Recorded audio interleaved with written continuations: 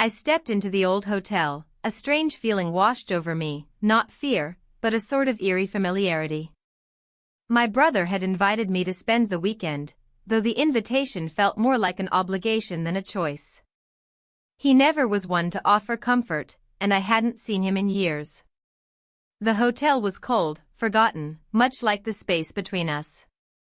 As I walked through the narrow hallways, the creaking floorboards beneath my feet seemed to echo the silence between us, a silence that had stretched long enough to make me forget the sound of his voice. The place smelled like dust and old memories, like it hadn't been lived in for decades. But the worst part was the room. The room where everything had once started. I stood in front of it for a moment before the door opened slowly, just as I had expected. The door had been left ajar, as if waiting for me. I didn't need to be here, didn't need to go back to that place, but I did. I wasn't sure what I was looking for, maybe some sense of closure, maybe just an excuse to feel something again. I had left my marriage behind a long time ago, but it seemed that no matter how hard I tried, there were things about that life I couldn't escape. This hotel, of all places, brought those memories rushing back almost too quickly. My breath caught in my throat when I saw the familiar photograph on the desk. It was taken here, in this very hotel, so many years ago. My heart pounded. I had forgotten the feeling of standing here with him, the man who had once been my everything, the man I had loved, the man I had abandoned. I wasn't ready to face him again, but here we were. Both of us trapped in this strange reunion, trapped in this hotel that now seemed like the prison of our past. It wasn't that I hadn't moved on. It was just that something in me longed for the chaos again, the uncontrollable feelings, the kind of passion that only existed when things were wrong. That evening, my brother sat me down for dinner. He was his usual self, distant, calculating, like a stranger playing a role I could never quite understand. He had invited me here for a reason, but I didn't know what that reason was.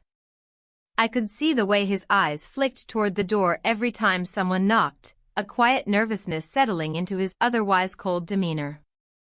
But he said nothing, offering nothing. When he stepped away to take care of something, I was left alone with my past. The man I had married, the man I had let go. He stood there across the room, distant yet so close. The air was thick, and I wasn't sure if I was breathing or drowning. His voice broke the silence, and just hearing it again made my heart ache. "We never finished talking, did we?" he asked quietly. "Not really." I stared at him, unsure of what to say. His face was older, his hair graying at the temples. But his eyes, they were the same. Those eyes that had once made me feel like I was the only woman in the world. "I suppose not," I finally said, my voice betraying me. I felt something I hadn't felt in years, uncertainty, like I was a girl again, unsure of the choices I had made. We spoke for hours. Small talk at first, nothing more than the pleasantries of old acquaintances trying to find their way back. But slowly, imperceptibly, the conversation drifted to the past. We talked about the life we had shared, about the things we had built together, and then we spoke about the things we had lost. "Do you regret it?" he asked suddenly, his voice low and sharp. I looked at him, unsure how to answer. Did I regret leaving him? No, I didn't think so. But it was more complicated than that, so much more complicated. I had spent years trying to convince myself that it had been the right decision, that the pain was necessary. But in that moment, I wasn't so sure. "I regret how it ended," I whispered. He nodded, his eyes filled with a sadness I hadn't expected. "I thought you'd come back. I thought I could fix it." I took a deep breath, the weight of his words settling in my chest. "We both thought that. But sometimes, you can't fix things." He was silent for a long moment, and I felt his gaze on me. I could feel the space between us shrinking, a tension building that neither of us could ignore. It was so easy to pretend that we were okay, that time had healed all wounds. But I knew the truth. I knew that nothing had been healed, nothing had been fixed. We were just pretending, waiting for the right moment to break. And then, in the quiet of the room, he crossed the space between us. The distance that had existed for years melted away, and I was faced with the person I had left behind. But something in me wanted him. I wanted the old feeling again, the passion, the chaos. I didn't want to be the woman who let everything go, who let herself become a shadow of who she used to be. Without thinking, I reached out to touch his hand. And then, before I knew it, we kissed. It was soft, hesitant, like we were both testing the waters, unsure if we should step back or move forward. The moment stretched out, and in that kiss, I could taste everything that had been lost, everything that had been left behind. And I didn't know if I was ready to face the consequences, but I couldn't stop. He pulled away first, his eyes searching mine. "I should go," he said, his voice thick with emotion. "This wasn't what I came here for." But I didn't stop him. I just stood there, my heart racing, unsure of what I had just done. Was this a mistake? Or was it the thing I had been needing all along? I didn't know. All I knew was that nothing in my life felt like it had a clear direction anymore. I was lost, caught between the past and the present, unsure of who I was or where I was going. And for the first time in a long time, I didn't know what to do. The silence in the room was suffocating. I watched him walk away, his back stiff as he reached for the door handle, leaving me with nothing but the echo of our kiss lingering in the air. It wasn't a kiss filled with passion. It wasn't even something I had planned. It was an impulsive act, one born out of a mixture of nostalgia, regret, and an undeniable urge to feel something again. The kiss felt like the resolution of years of untold stories, stories that neither of us had dared to speak aloud. But I wasn't sure what kind of resolution it was. Did it offer closure, or was it just another way to keep the door open, to leave things unresolved? I stood there for a long time, frozen in place, my hands trembling. The silence was so loud in my ears, I could almost hear my own heartbeat thumping in my chest. I should have felt something more, something stronger, something clearer, but all I felt was confusion. The kiss had opened up something inside me, something I had thought I'd buried long ago. The past was never really gone. It lingered, just beneath the surface, waiting for the right moment to resurface. I had left him once before, and I had thought that I would never return. But here I was, in the same room, with the same man. And yet, he was no longer the person I remembered. Neither of us were. I wasn't sure who we were now. I sat down on the bed, my fingers running over the sheets, feeling their coolness against my skin. The room felt smaller now, the walls pressing in on me. The past seemed to be closing in on me, and I was unsure if I was ready to confront it again. There was a knock at the door. I stood up quickly, startled by the sound. It wasn't the knock I had been expecting. My brother was supposed to be away, handling something in town. But this knock, sharp and insistent, made my pulse quicken. I opened the door slowly, unsure of what I would find. It was him. My ex-husband.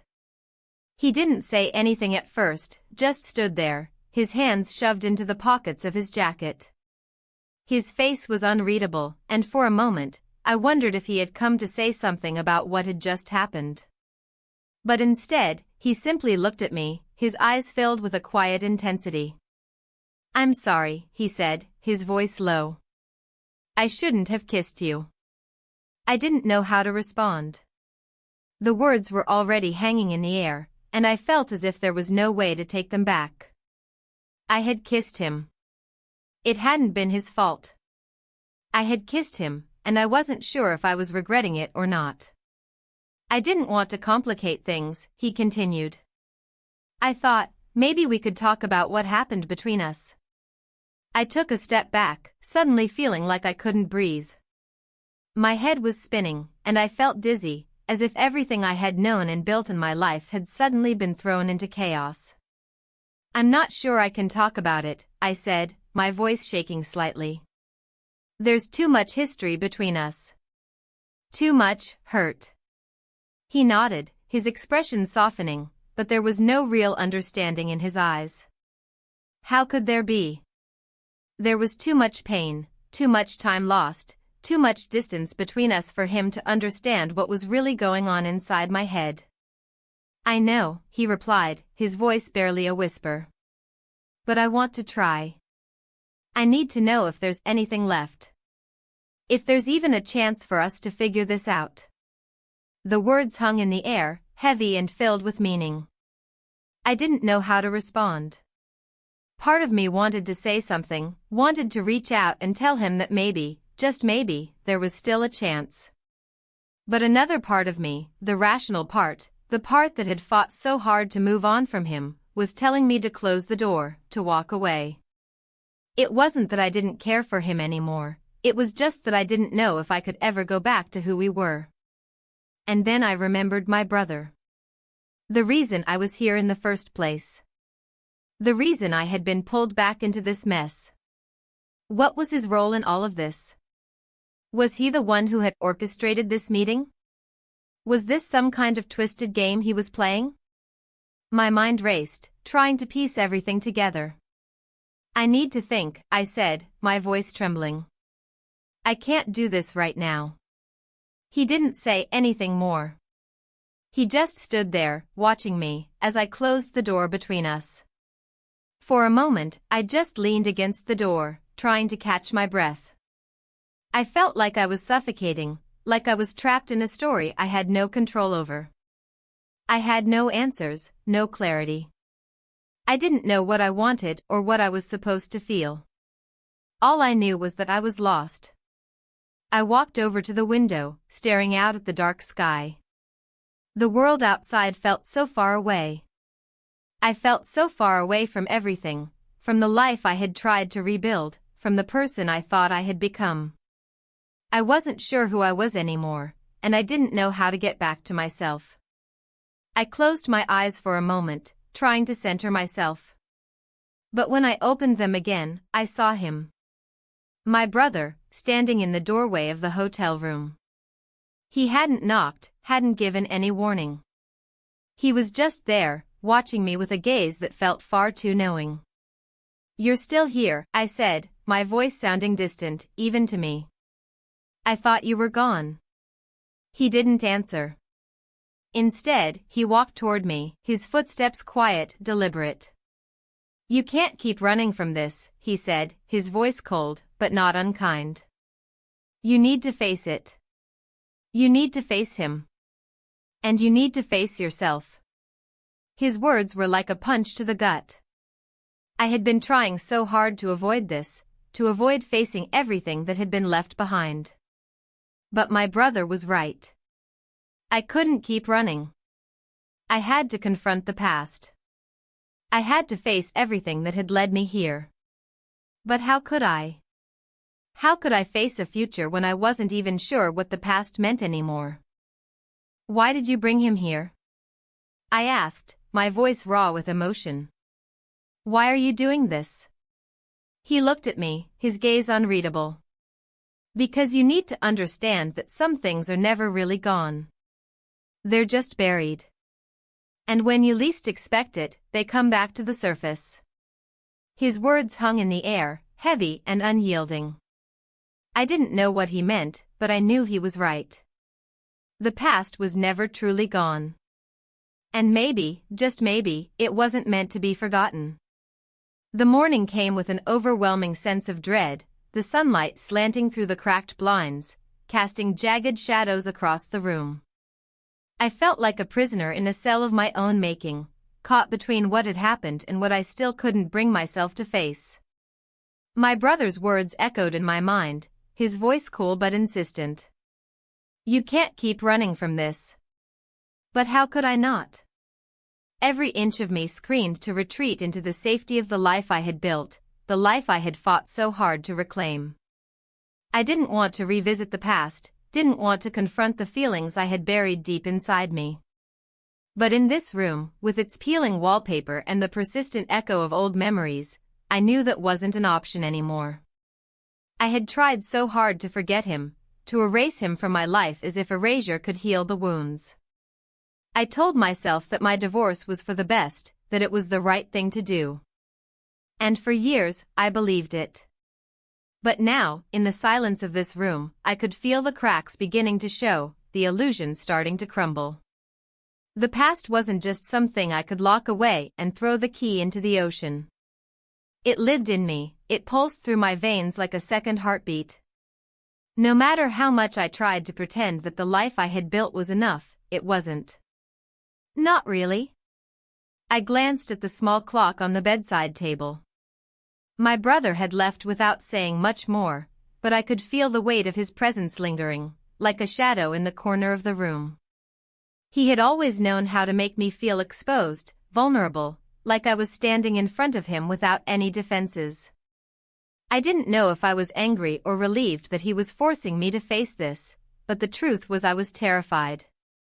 Terrified of what might happen if I did confront the past, terrified of what I might uncover about myself, about my choices, about the lies I had told myself. I could hear the faint sound of footsteps in the hallway, the soft scuff of shoes against the worn carpet. My heart skipped a beat, and before I could stop myself, I stood up and walked toward the door, my hand hovering over the handle. It was him. I wasn't sure what I expected, a confrontation, an apology, or maybe just an answer to the unasked questions that had been tormenting me for days. But I wasn't ready for whatever came next. I wasn't ready to open the door to the person who had once been everything to me. I opened it slowly, my breath catching in my throat as I saw him standing there. My ex-husband. The man I had once loved so fiercely, so blindly, that I couldn't see the cracks in the foundation until it was too late. He was different now. He wasn't the man I remembered, but at the same time, he was. Time hadn't changed him as much as I had hoped. He didn't say anything at first. Just looked at me, his eyes dark and unreadable. I could feel the weight of his gaze, like he was trying to see through me, to find the part of me that had been lost over the years. "Are you going to let me in?" His voice was low, almost cautious, as though he was afraid of what might happen if he stepped across that threshold. I hesitated for a moment, unsure of what to do. The door was half open, the space between us small, but it felt like an abyss. Finally, I stepped aside, and he walked in, the air between us thick with tension. Neither of us spoke immediately, as if we were both waiting for the other to break the silence. "I wasn't expecting you to come back," I said finally, my voice more steady than I felt. "You made your choice, and I made mine." His eyes flicked to me, and for the first time, I saw something in them that I hadn't expected. Regret. Maybe it was just a trick of the light, but it was there, just for a moment, like a shadow passing over his face. "You think I wanted this?" he asked quietly. "You think I wanted to be here, talking to you like this? After everything?" His words were harsh, but his voice betrayed him. It was full of vulnerability, and that vulnerability cut through me like a blade. I didn't answer right away. Instead, I crossed the room and sat down on the bed, trying to make some sense of what was happening. This wasn't what I had planned. I had come here to escape, not to face everything I had left behind. And yet, here I was, sitting in front of him, the man who had once been my entire world, and I couldn't remember what it was like to feel truly connected to him. "Why are we doing this?" I asked, my voice breaking slightly. "Why are we here, now, after all these years? What do you want from me?" He looked at me, his expression unreadable. "I don't know," he admitted, his voice rough. "Maybe I wanted to see if there was anything left, anything we could salvage from the wreckage." I closed my eyes for a moment, the words hitting me harder than I expected. "You can't fix this," I said quietly. "You can't just pick up the pieces and pretend it never happened." You don't get to walk back in and pretend everything's okay. Not after everything we've been through. His silence stretched on, a heavy weight between us. And then he said something that made my heart stop. I never stopped loving you. The words hit me like a slap. I didn't know how to respond. I didn't know if I even wanted to respond. I had spent so many years convincing myself that I was better off without him, that I had moved on, that I was free. But in that moment, in the quiet of this room, his words shattered that illusion. I wasn't free. Not really. I had never been free. I stood up quickly, pacing across the room, trying to clear my mind. I couldn't do this again. I couldn't go back to the person I had been when we were together.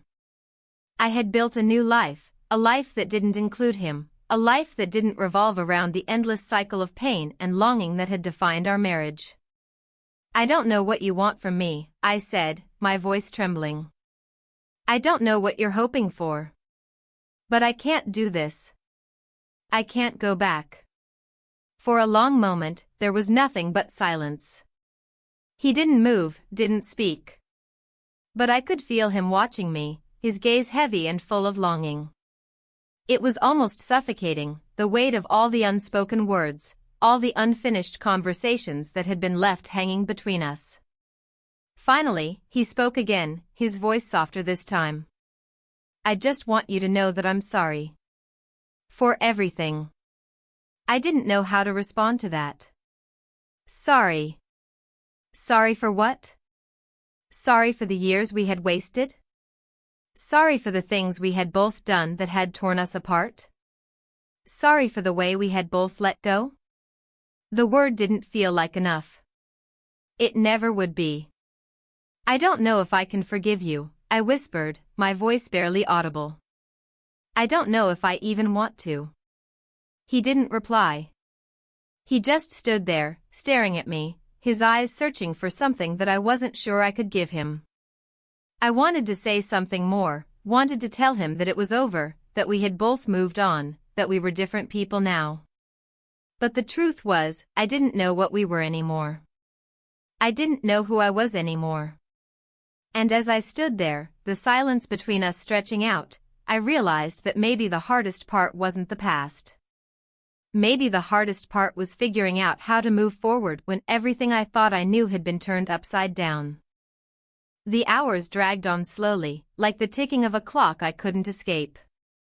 I couldn't stop thinking about what had happened, about the words we had exchanged, the quiet, lingering tension between us. I couldn't bring myself to admit it, but everything inside me wanted to run away. I wanted to leave this hotel, leave him, leave my brother, leave the past behind and never look back. But the more I tried to escape, the more it felt like the past was closing in on me, like the walls of this room were shrinking, pressing me into a corner I couldn't get out of. I paced the floor, my mind racing with thoughts I couldn't control. Each step felt heavy, each thought more disorienting than the last. My brother had been right, I couldn't run from this. There was no hiding from the past. No matter how much I wished I could shut it out, it was always there, just beneath the surface, waiting to rise again. I found myself standing at the window, looking out at the fading light outside, watching the last rays of the sun slip behind the horizon. The sky was a mixture of purple and orange, the colors blending together in a way that made it feel like the world was on the brink of something. But for all the beauty of the sunset, I felt no peace. Instead, I felt an overwhelming sense of loss, a feeling that something had been broken beyond repair, and there was nothing left to fix it. The knock on the door was quiet, tentative, but it felt like a jolt of electricity running through me. I turned toward the sound, my heart hammering in my chest, unsure of whether I wanted to open the door or stay hidden behind it. But I had no choice. It was him. My ex-husband. For a moment, I stood there, frozen, trying to steady my breathing. I wasn't sure what I expected. I didn't know if I wanted him to say something, anything, or if I just wanted him to go away and leave me alone. But I couldn't ignore the pull that seemed to draw me toward the door. I had opened it once, and now I was too far gone to close it again. I opened the door slowly, careful not to make a sound. There he was, standing in the hallway, his eyes searching mine, as though he was trying to read me. He didn't say anything at first, just stood there, his presence filling the space between us. I could feel the weight of his gaze, heavy with unspoken words. He looked almost as if he had been waiting for me to invite him in, but there was no invitation in my heart. "I shouldn't have come," he said quietly, his voice tinged with regret. "I should have stayed away." I didn't know what to say. Part of me wanted to tell him to leave, to tell him that this was over, that nothing was ever going to change between us. But another part of me, the part that had been trying to bury everything for so long, couldn't let go. I could feel it. I could feel the pull toward him, the need to understand why we were here, why I had allowed myself to be here again. "You don't have to stay," I finally said, my voice trembling slightly. "I never asked you to come." He nodded slowly, as if accepting that fact, but he didn't move. His hands were clenched at his sides, his body stiff. He didn't look at me with the same softness he used to. There was no trace of the man I had once loved so completely. He was a stranger to me now, a man who was both familiar and foreign, someone I couldn't quite place in the life I had built without him. "I came because I thought I could fix it," he said, his voice low, almost as if he was speaking to himself. "I thought if I came back here, if we talked, maybe we could fix what was broken." The words hit me harder than I expected. I hadn't realized how much I had wanted him to say that, how much I had wanted to hear him admit it. But the truth was, I didn't want to fix anything. I didn't want to go back to the life I had with him, to the mistakes we had made, to the mess we had created together. I had spent years telling myself that I was better off without him, that I didn't need him. And for the most part, I believed that. But in that moment, as he stood there, looking at me with those tired eyes, I realized I wasn't as sure as I thought I was. "You can't fix it," I said softly, the words slipping out before I could stop them. "It's too late for that." For a long time, neither of us said anything. The air between us was thick with unspoken truths, things we had never said, things we had never been brave enough to face. I wanted to walk away, to shut the door and put the past behind me. But something kept me standing there, rooted to the spot, unable to move. "I know," he said quietly. "But that doesn't mean I don't wish I could. That doesn't mean I don't wish things had turned out differently." I didn't know how to respond. I didn't know if I wanted to hear what he had to say, or if I just wanted to close the door and never think about it again. But the truth was, I couldn't. It was as if something had shifted in the air, something I couldn't control, and now I was forced to confront it. "I thought you would come back," he said, his voice raw with emotion. "I thought if I waited long enough, if I gave you the space you needed, that you would come back. But you didn't. And now I'm here, standing in front of you, and I don't know what to do." I didn't know what to say. I didn't know what to feel. It was as if everything had been turned upside down, and I was struggling to find my footing. The past had never really left me, and now it was all crashing down, forcing me to face the reality of what had happened. "I can't go back," I said, my voice shaking. "I can't pretend that everything is okay when it's not." He took a step closer, his eyes searching mine. "Then what do we do now? What do you want from me?" I didn't have an answer. I didn't know what I wanted. Part of me wanted to tell him to leave, to go back to his life, to stop trying to fix what couldn't be fixed.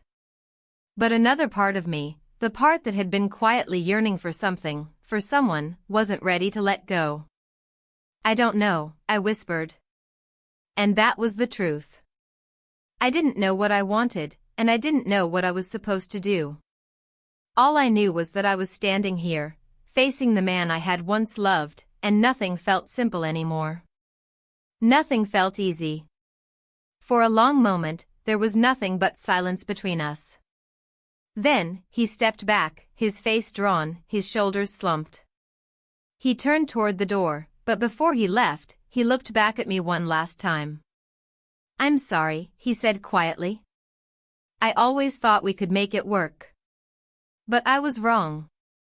And with that, he walked out of the room, leaving me standing there, alone with my thoughts, with my regrets, and with the pieces of a life I couldn't quite put together again. The hallway outside my room felt colder than it had the day before, though I couldn't be sure if it was the actual temperature or just something inside me that had shifted. I stood in the doorway for a long time after he left, the silence swallowing up whatever trace of warmth had existed between us. The echoes of our conversation stayed with me, especially the way he said he had always believed we could make it work. That sentence had played on repeat in my mind, not because I agreed, but because it revealed how far apart our realities had been all this time. When I finally closed the door, I moved through the room like a visitor, like someone who didn't belong there. The furniture felt unfamiliar now. The bed seemed untouched, even though I had slept in it. Or tried to. I hadn't rested properly since I arrived. Sleep came in broken pieces, filled with fragments of thoughts that never settled. Memories of us filtered in and out like unfinished sentences. Our wedding. Our first apartment.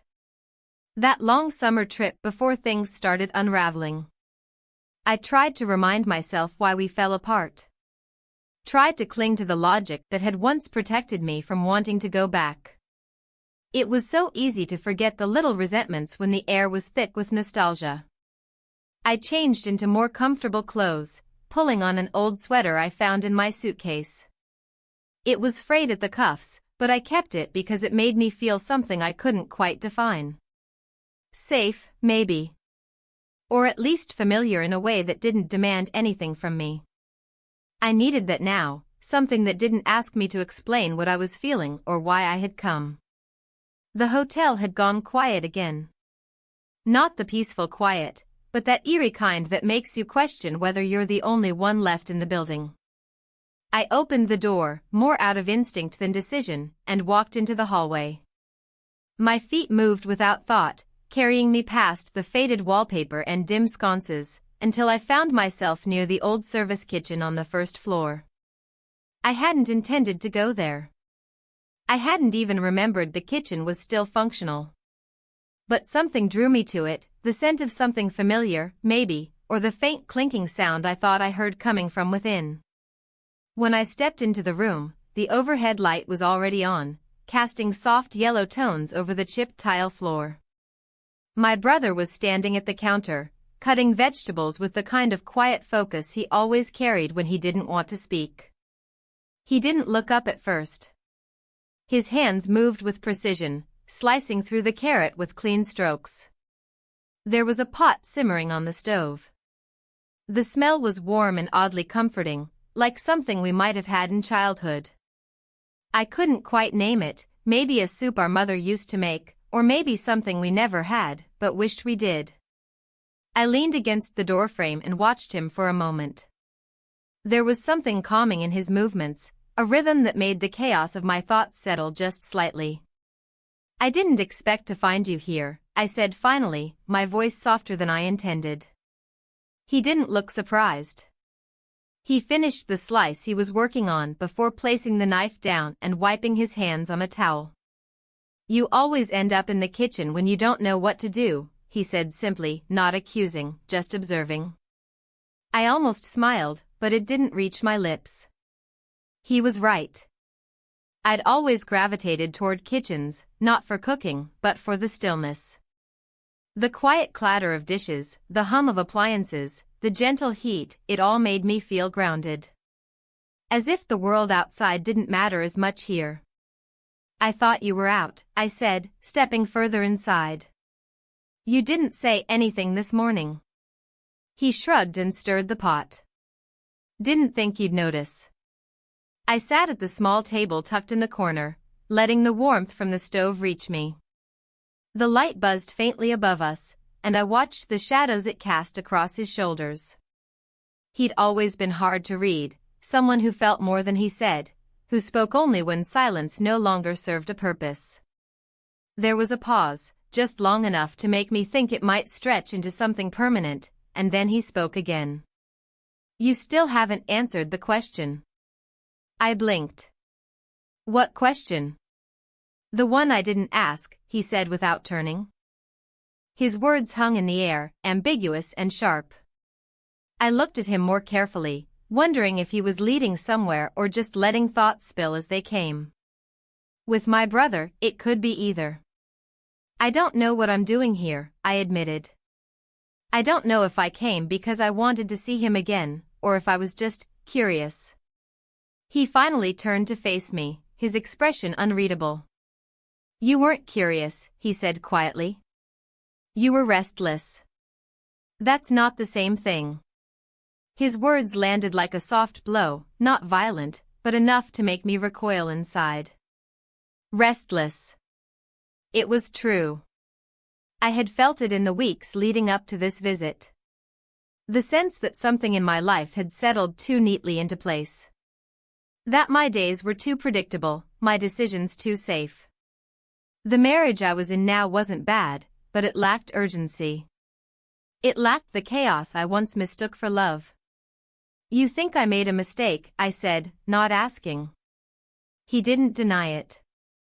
He just went back to the stove and ladled soup into 2 small bowls, placing one in front of me without ceremony.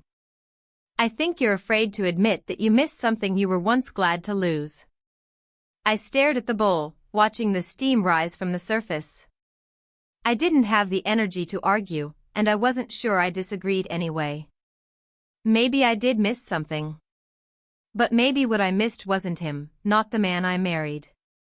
Maybe I missed the woman I had been when I still believed in big emotions, in drastic decisions, in risking everything for something I couldn't name.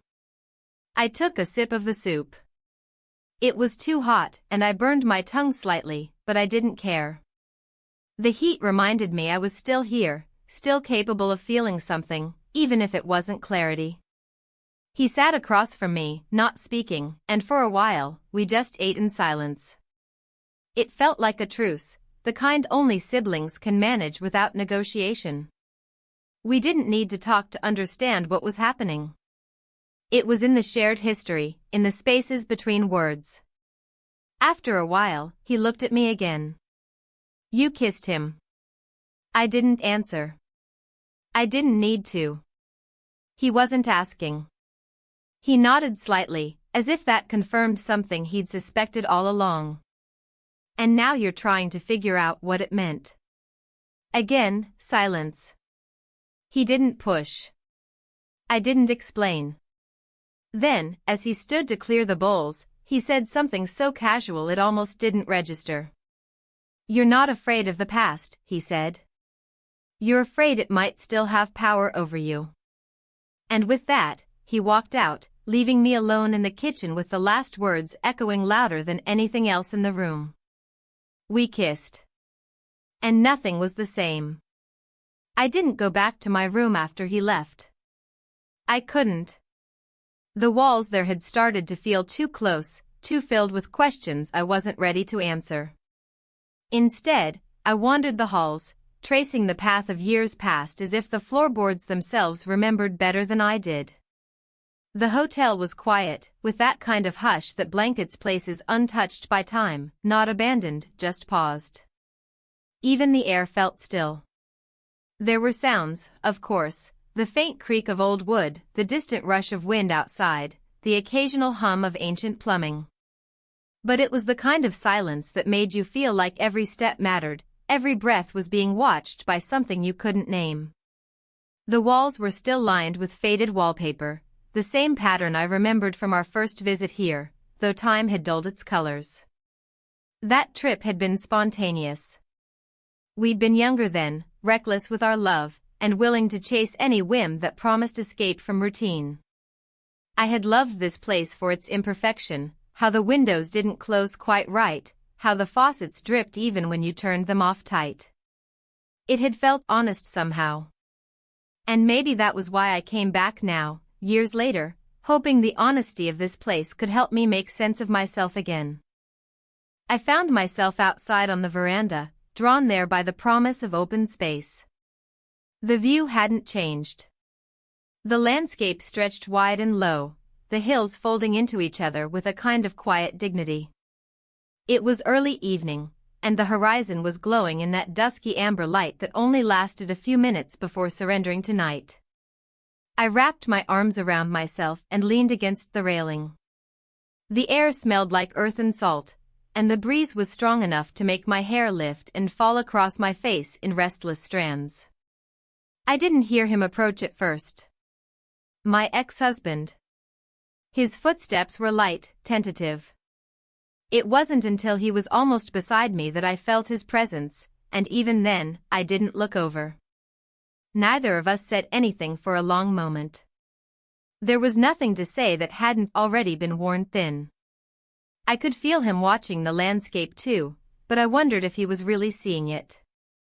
I imagined we were both looking at the same thing but from entirely different distances. I was here, but he was still standing somewhere in the past, hoping to rewrite a chapter that had already ended. He broke the silence first, but only barely. His voice was quiet, almost carried away by the wind.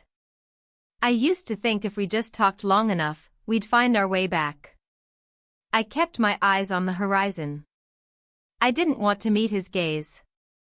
Not because I was angry, but because I wasn't sure I could hide what I felt anymore, the confusion, the guilt, the strange undercurrent of wanting something and fearing it at the same time. "That's not how it works," I replied, my voice low but steady. "No," he said after a pause. "It's not." The wind picked up, and we both fell into silence again. There was something in the air, not tension exactly, but something adjacent to it. A weight. The kind that presses on your ribs without touching your skin. I wasn't sure how long we stood like that, side by side, not looking at each other. But eventually, I turned to go back inside. He stayed behind, and I was grateful for that. Back in the corridor, I found myself walking toward the room again, not out of decision, but out of fatigue. My body wanted rest, even if my mind wouldn't allow it. But as I reached the stairs, I saw someone coming up, my brother. He looked surprised to see me, though not entirely. Like he'd expected to find me somewhere in the middle of my indecision. "You've been out there a while," he said, his tone neutral. I nodded. I didn't want to explain. I didn't want to justify the ache in my chest, the pull in two directions that had started to feel like a permanent state. He didn't press me. He just looked at me for a moment, then gestured toward the landing. "I found something I think you should see," he said. "If you're up for it." I hesitated, then followed him. He led me through a side corridor I hadn't walked in years. The carpeting was thinner here, the windows smaller, the light dimmer. I realized we were heading toward the old staff wing, a section of the hotel long since out of use. We stopped outside a door that had no number. It looked like any other, except it was slightly ajar. He pushed it open and stepped inside, and I followed. The room was dusty but intact. A desk in the corner. An armchair. A narrow bed with a quilt that had once been vibrant but had long since faded. The curtains were drawn halfway, letting in a shaft of light that cut across the floor like a spotlight. My brother pointed to the desk. On it sat a stack of papers and a worn leather notebook. I picked it up, thumbing through the pages. Most were blank, but near the center were a few entries, old handwriting, clearly mine. I remembered now. It had been a kind of journal I started on one of our last trips here, just before things began to unravel. I hadn't realized I'd left it behind. As I read the words, I felt a strange kind of dislocation. The woman who had written these thoughts, she wasn't me anymore, not really. She was younger, angrier, more hopeful in strange and inconsistent ways. But her voice was still mine, and as I read, I began to remember what it felt like to be her. To want so much and not know how to hold it. One passage struck me more than the others. I don't know if loving him is the right thing. I just know it's the only thing that still feels real. And maybe that's not love. Maybe that's just desperation. I closed the notebook and placed it back on the desk. My brother was watching me, but he didn't say anything. He didn't have to. Everything he had wanted to say had already been said, in 1,000 gestures over the years, some kind, some careless, but all meaningful. I took a deep breath and looked around the room. This place, like so many others, held pieces of me I had long forgotten. It wasn't just the memories that hurt. It was the realization that I had changed so much, and yet in some ways, not at all. I need to go back, I said softly, more to myself than to him. He nodded. To the room? No, I said. To now. Just now. I walked past him and out into the hallway. My steps were slower, but steadier. I didn't know what the next moment would bring, or the one after that. But I knew I couldn't stay suspended between choices. I had to stop living in the echo of what had been. And so, I walked forward, one step at a time, toward whatever clarity I could find. The night was still when I walked back to my room, the hallway dim with the soft amber glow from a single flickering bulb overhead. I could hear my own footsteps echoing off the walls, the sound sharp and loud in the quiet of the hotel. The air was cooler now, and I pulled my sweater tighter around me, feeling the weight of everything I hadn't said, everything I hadn't faced. The door to my room was already cracked open, as if someone had been inside, but I hadn't heard a sound. I hesitated for a moment, wondering if I should go back down to the kitchen, or maybe step outside for a walk. But there was something about this room now that felt inevitable. It felt like I was meant to be here, whether I wanted to be or not. I pushed the door open fully and stepped inside, closing it gently behind me. The room smelled faintly of wood polish and old books. It was a comforting, familiar scent, the kind that used to make me feel safe. But tonight, it felt like a mask, covering up the reality of the space. The bed was unmade, the sheets rumpled from the hours I had spent tangled in them, unable to sleep, unable to find peace. I moved toward the window, my fingers brushing over the cool glass as I looked out at the night. The moon was high, casting a silvery light over the landscape. The world outside seemed calm, untouched. But inside, everything was different. The stillness felt heavy, like a weight pressing on my chest, making it hard to breathe. It was then that I noticed the letter. It was sitting on the desk, waiting for me, though I hadn't seen it when I came in earlier. I walked over to it, my heart picking up speed as I reached for the envelope. The handwriting was familiar, but I couldn't place it immediately. My fingers trembled slightly as I opened it, pulling out the sheet of paper folded inside. The words were simple, almost too simple, but they hit me with a force I wasn't prepared for. I know what you're trying to do. You can't outrun it forever. We both know that. I stared at the letter for a long time, the words swimming in front of my eyes. I wasn't sure if it was the letter itself that had unsettled me or the fact that someone had known exactly what to say. It felt like a message from my past, something I had buried deep inside, something I hadn't wanted to face. I turned the letter over, hoping to find a name, a clue, something to explain how it had ended up in my room. But there was nothing more. Just blank paper. No signature. No hint at who had left it. The room suddenly felt too small. The walls, which had felt so safe just hours ago, now seemed to close in on me. I could feel my chest tightening, the air thinning. This was it, I realized. This was what I had been avoiding. The moment when everything I had tried to outrun finally caught up with me. I dropped the letter onto the desk, and for the first time, I allowed myself to look around the room fully. It wasn't much, just the bed, the desk, a small wardrobe in the corner. The decor was dated, the wallpaper peeling in places, but it still felt like a space that had seen years of stories, both happy and sad. There was a strange sense of intimacy in the room, even though I hadn't felt it when I first arrived. It was as if it had been waiting for me, like a place that remembered my past better than I did. I ran my fingers over the surface of the desk, my thoughts swirling. The letter had made me realize how much I was still tied to everything I had left behind, how much I had tried to bury, to forget, but couldn't. I thought I was moving forward, building a new life, but in reality, I was just circling back to the same unresolved questions, the same unhealed wounds. I needed to get out of here. I needed to clear my head. The thought came abruptly, as if it were a lifeline thrown into the depths of my uncertainty.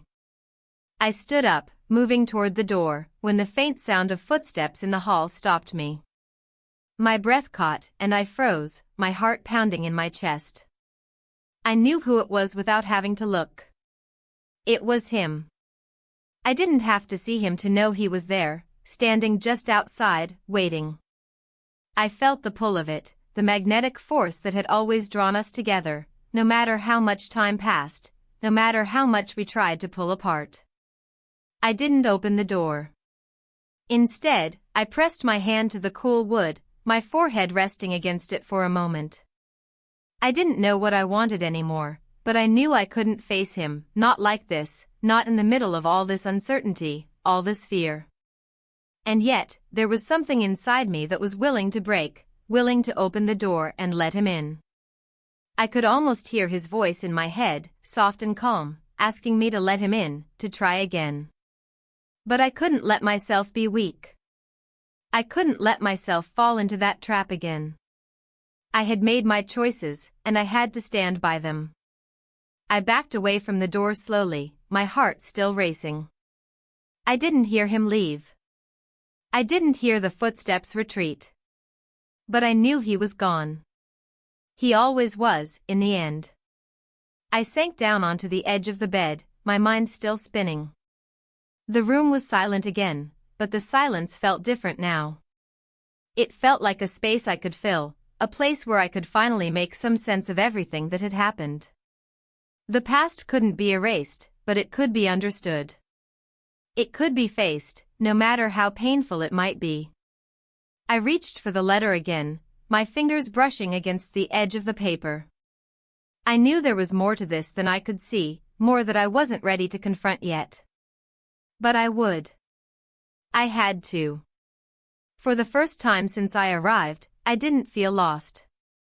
I didn't feel like I was running away from something. I felt like I was finally standing still, in the midst of everything I had been trying to avoid. And for the first time in a long time, that felt like enough. I folded the letter carefully and placed it in my bag. Tomorrow, I would figure out what came next. But for tonight, I would rest. And in the morning, I would decide what I needed to do with the pieces of my past. But tonight, I was done running.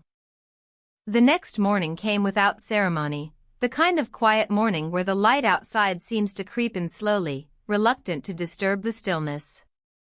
I had woken up early, the weight of the night still pressing down on me, the quietness of the room offering no comfort, only questions.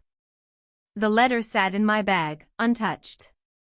It had been hard to sleep, harder still to remain in the same place, in the same room. The decision I had made yesterday, to stay here and face the past, had brought with it a strange sense of finality. But in the quiet moments when the world was still, I couldn't help but feel like something was left undone.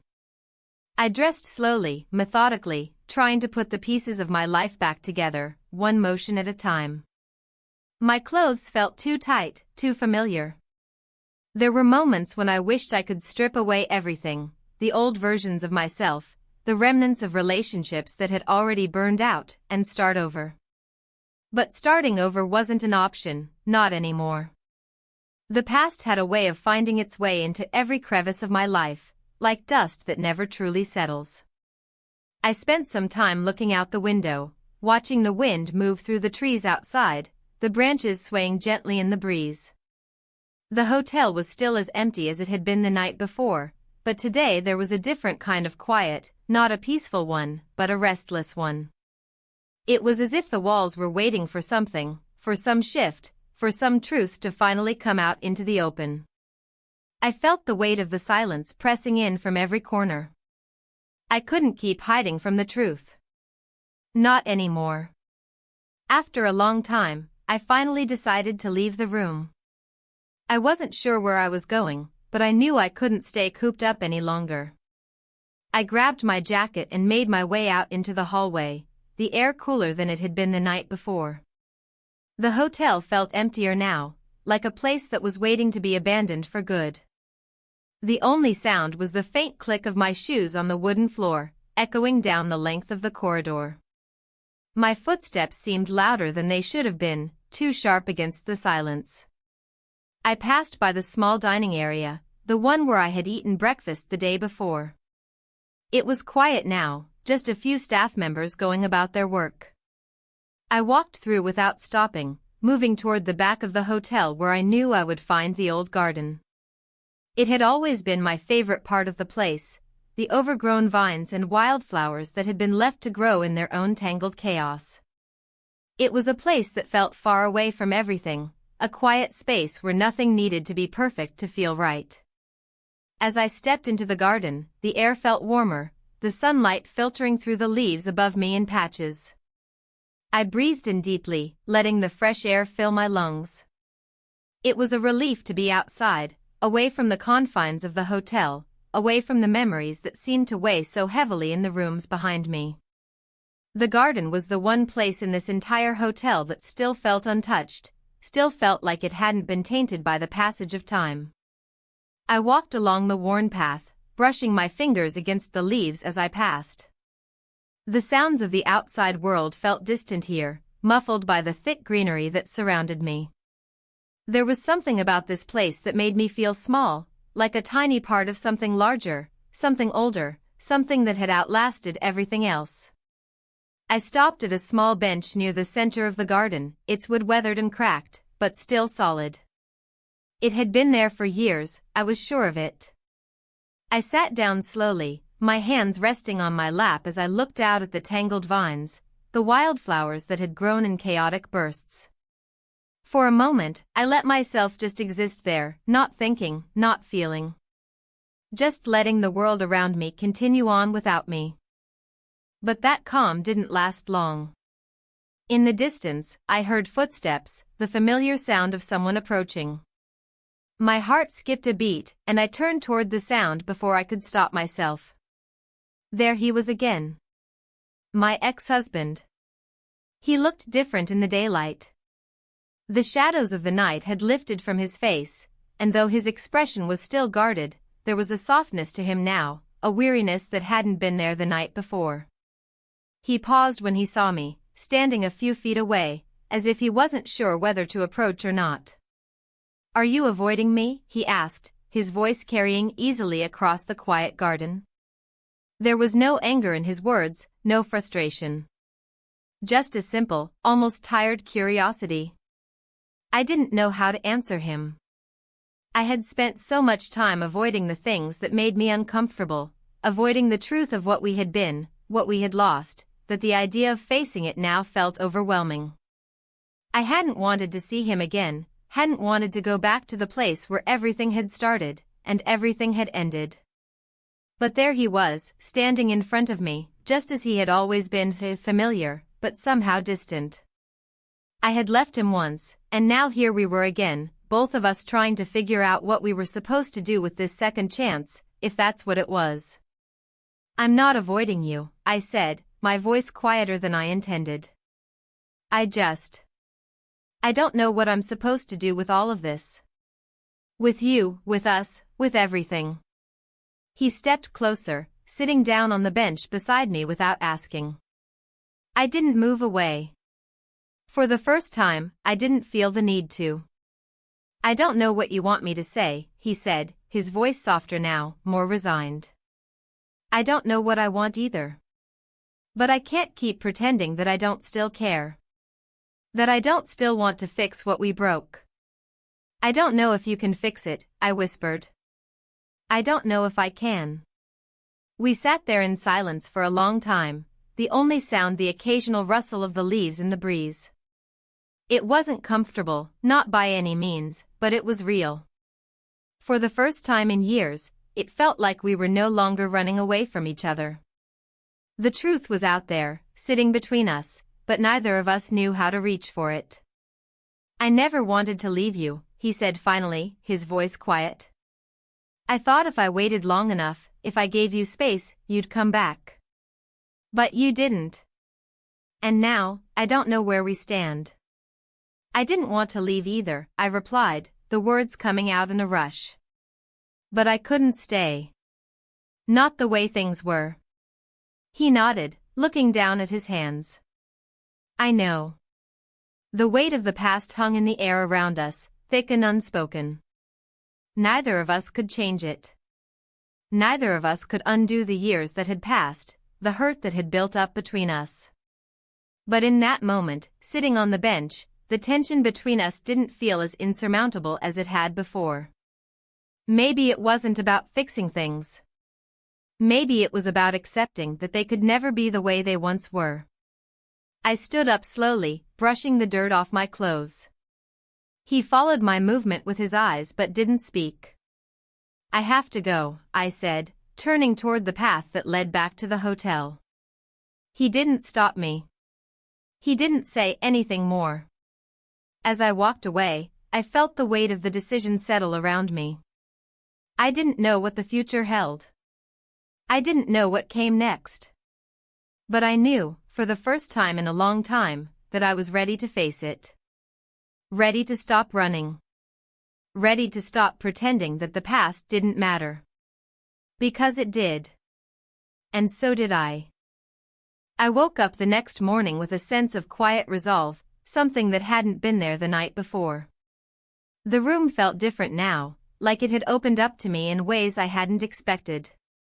I had spent so many years running from myself, from the uncomfortable truths, from the pain I thought would swallow me whole.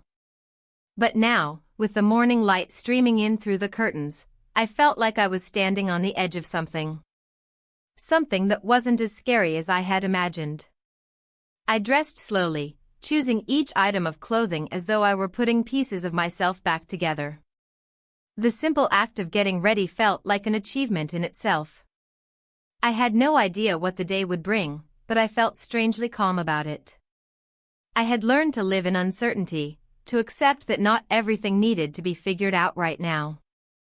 And I had learned that sometimes, stepping forward without knowing all the answers was enough.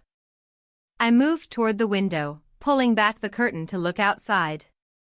The hotel was quiet, the gardens still lush and full of life, though the early morning fog was just beginning to lift.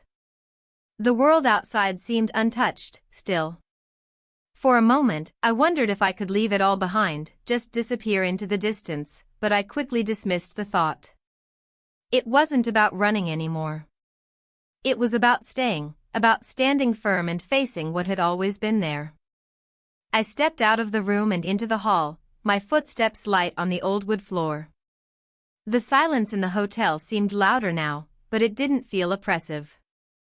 It felt peaceful, like a breath held just long enough to give you the space to think. I passed the dining room, where I had eaten breakfast the day before, but today it was empty. I wasn't sure where everyone had gone, but it didn't matter. I wasn't looking for answers in the people around me anymore. I found myself standing at the front door, looking out at the road leading away from the hotel. I had been here for days, and in that time, I had let myself become consumed by memories, by things I couldn't change. But today was different. Today, I wasn't going to let the past have any more hold over me. The thought of leaving the hotel, of leaving this place that had been a backdrop to so many of my memories, almost felt like a betrayal. But I knew it was time. I had spent so long circling the same thoughts, the same questions, and it was finally time to move forward. I reached into my bag for the letter, the one I had kept hidden from view. It was folded neatly, almost too neatly. I hadn't read it again since the night I found it, but I knew the words would linger long after I was gone. The truth was, I didn't need the letter anymore. I didn't need to keep looking back, hoping for answers I had already found within myself. As I walked out the door and down the front steps, I looked back at the hotel one last time. It stood tall and quiet behind me, its walls holding more than I would ever know. But I didn't need to know everything. Some things were meant to be left in the past. The road stretched out before me, winding through the trees and into the distance. The world was vast and unknown, but that was the beauty of it. It was mine to explore, mine to shape. And for the first time in a long time, I felt the possibility of the future, the possibility of something new. I took a deep breath and began to walk.